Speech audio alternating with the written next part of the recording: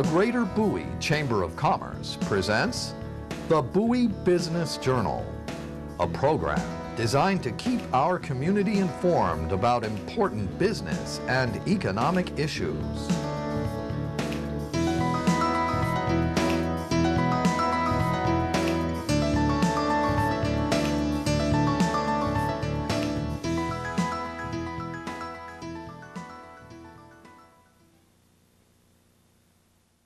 Good afternoon, everyone, and welcome to this week's issue of Bowie Business Journal.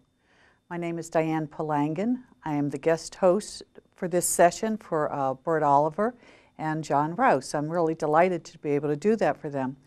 I have two guests with me this week, so what we're going to do is we're going to do the first half of the show, and then we'll stop and bring in our second guest and do the second half. So first with us is Lisa Escobedo, and she's with Bell Mortgage and Financial. Thank you, Lisa, for coming on. Hi, Diane. It's great to be here. Lisa, you're the Senior Loan Officer? Yes. Well, as Senior Loan Officer, I have lots of questions for you, okay? The biggest thing I think so many people are curious about is how do we get a home? How do we obtain a loan in the economy that we have today? And so, you know, I'll be asking things like that. And also, is it a good time, do you think, to buy a second home? I know I talked to a woman who just bought another house, and it was a foreclosure. And she bought it because she said she couldn't afford not to buy it. That to her it was a good investment in her retirement, that if she lives there a couple of years, the market will come back, she'll sell it, she'll have a good little pot of money she made, then she can move back into the house that she was renting. And then, so these are questions some people have asked me. I have a tax business, and they always ask me about, should I buy another house? And I've had people say, well, I don't want to make money off of somebody else's bad luck. I don't want good fortune out of somebody's bad fortune. And I say that's not the way it works. So it's making good fortune out of your own good fortune. So what is it that you first look for? If, say, for instance, I'm buying, first of all, my first home, what is it you look for in a client? Well, there's three aspects of getting a loan approved. It's your credit, your assets, or the money that you have in the bank, and your income. So right now, there's two different types of loans that you can get. There's the government loans, and then there's the conventional loans. The easiest type of loan to qualify for at this point in time would be the government loans, because you only need a 620 credit score. Oh, really? Right.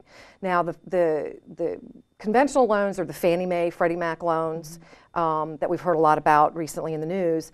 You need an upwards of a 700, 720, 740 score in order to get the best interest rate. And then the next aspect would be... Excuse me, but 620 is on the low side of good, isn't it? Yes, but that's all that the FHA and the VA... That's just about barely making a good. Right. Okay. But that's all that the government requires for you to get the government loans. Isn't this what got people in trouble before? No.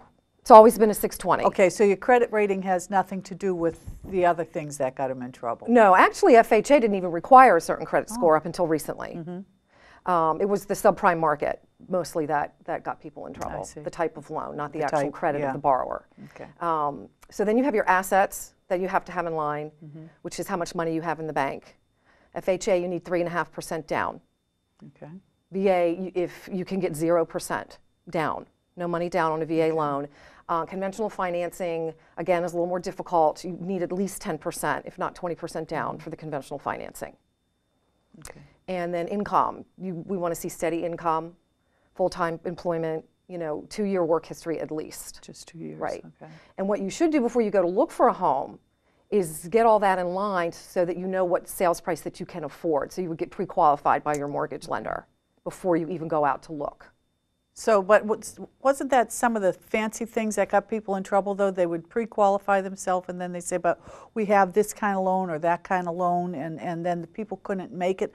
What were they called, balloon loans or something, where after a few years this huge payment was due? Those were the subprime adjustable rate loans, where when it did adjust, it adjusted significantly, and those loans are no longer around any longer. It's very basic. It's the FHA fixed, the FHA ARM, which is an excellent product, because it does not adjust. It's a 1% cap after 5 years.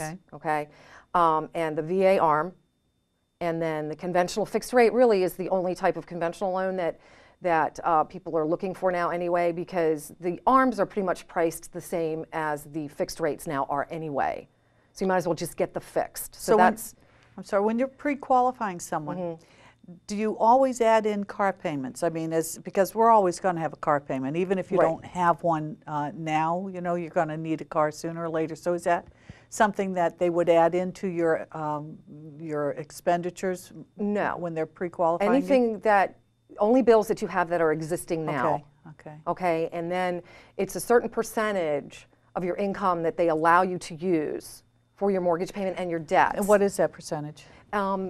There's two different percentages or ratios that they use. The ratio of your mortgage payment to your income, which you want to keep probably around 30, and then 30%. Oh, okay. And then, so that's really changed. Right, Yeah. and then your mortgage payment and your debt in relation to your income, and that's 45.